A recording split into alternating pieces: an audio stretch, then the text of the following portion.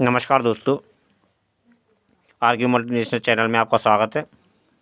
आज मैं आपको एक यक्षिणी का मंत्र दे रहा हूँ, जो कि बिल्व यक्षिणी का मंत्र है। और यक्षिणी के विषय में आप जैसा जानते हैं कि ये यक्षिणियाँ तीव्र शक्तियाँ होती हैं और इनका स्वभाव थोड़ा सा उग्र भी बताया जाता है और थोड़ा स्वभाव कामुक भी बताया जाता है। तो इस विषय में मैं यह कहना चाहूँगा कि कभी भी यक्षिणियों की साधना करनी हो या फिर योगिनियों की साधना करनी हो तो कुछ सिद्धांत होते हैं। यदि उन सिद्धांतों का पालन करता है साधक तो उनको लाभ मिलना निश्चित है। और यदि नियम से कोई भी साधना करेगा तो उसे अवश्य फलीभूत होती है। और यदि साधक सही संकल्प के साथ में और सही ज्ञान के साथ में और सही भाव के साथ में यदि कोई भी साधना करता है तो हमेशा सफल होती है। लेकिन साधनाओं में एक बात हमेशा याद रखना, हर साधना का अपना एक सिद्धांत होता है। और यदि हमें किसी भी उपशक्ति को सिद्ध करना है तो हमारे पास में एक ऐसी हमारे स्वयं के इष्ट की, स्वयं के गुरु की एक ऐसी सिद्धि होनी चाहिए, एक ऐसा भाव होना चाहिए जिसे हम दिल से पूजते हों। और जैसा कि कुछ ना कुछ सारे ही ज़्यादा से ज़्यादा लोग, कोई कृष्ण को पूजता है, कोई श्री शिव जी को पूजता है, कोई माता दुर्गा को पूजता है, कोई माता काली को पूजता है। तो जो इनका निरंतर जाप करता है, जो महादेव और माता काली, यहाँ पर दुर्गा शक्ति, क्योंकि ये सारी शक्तियाँ एक ही शक्ति के अलग अलग रूप हैं। तो वो बात एक अलग है कि किसी का इष्ट कोई हो सकता है, इससे कोई फ़र्क नहीं पड़ता।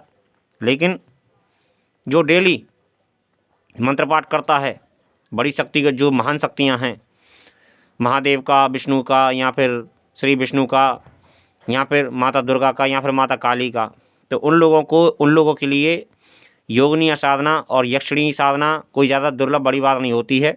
लेकिन एक भक्त होता है तो भक्त के लिए थोड़ी सी कठिनाई पैदा होती है, तो भक्तों को ऐसी चीज़ों में नहीं उतरना चाहिए। और यदि कोई साधक है तो साधक साधना करना चाहे तो आज मैं आपको एक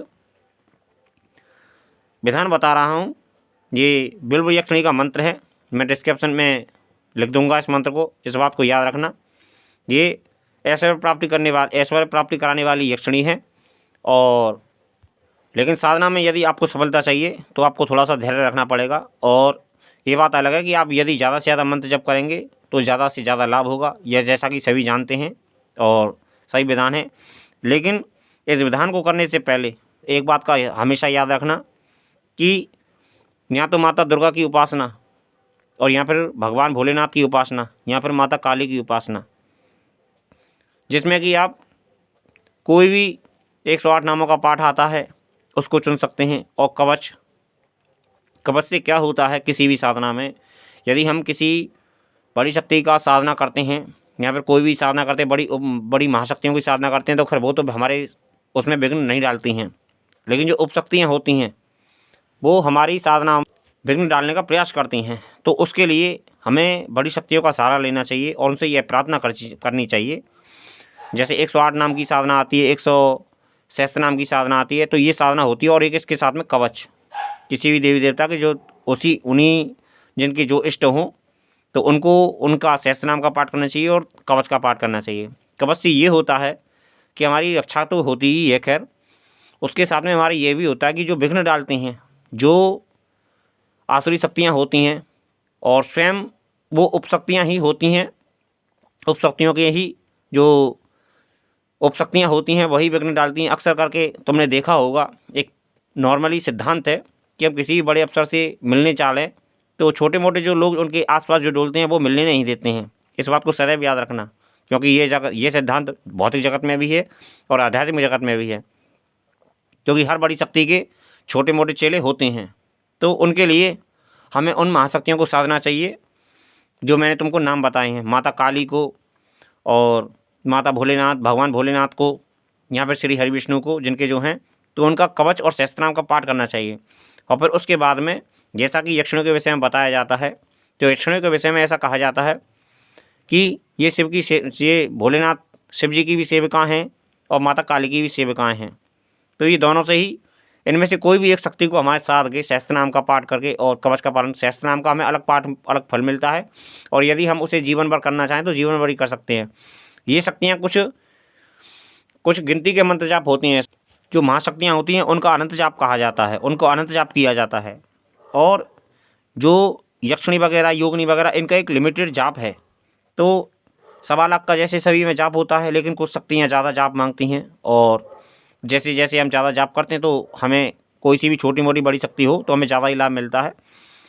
तो मैं बिल्व यक्षिणी के विषय में बता रहा हूँ। तो सबसे पहले आप शिव जी का ध्यान करें और शिव सहस्त्रनाम का पाठ करें, या फिर माता काली का ध्यान करें और माता काली सहस्त्रनाम का पाठ करें। तो आप उसको करें और कवच करें। तो उससे क्या होता है कि ये शक्तियाँ थोड़ी सी दबती हैं, और जो हमारा नुकसान होने का साधना में चांस रहता है वो भी नहीं होता है। और एक बात यह है कि हमें अपना भाव भी पवित्र रखना चाहिए। भाव का बहुत महत्व होता है, किसी भी साधना में भाव का और श्रद्धा का बहुत महत्व होता है। और एक इज्जत की नज़र से हर चीज़ को हमें देखना चाहिए। और एक इज्जत, जो हमसे बड़ी शक्तियाँ हैं, हम जिनका सहयोग मांगना चाहते हैं, उनसे हमें इज्जत से व्यवहार करना चाहिए और इज्जत से बाकायदा उनको मंत्र जाप करना चाहिए और इज्जत की नज़र से ही हमको देखना चाहिए। और कभी भी उनसे ज़्यादा खास प्रभावित ना हो, इतना अवश्य है कि उनसे अपना सहयोग मांगें अपने जीवन में उन्नति के लिए, और मंत्र जाप करेंगे तो आपको लाभ होगा।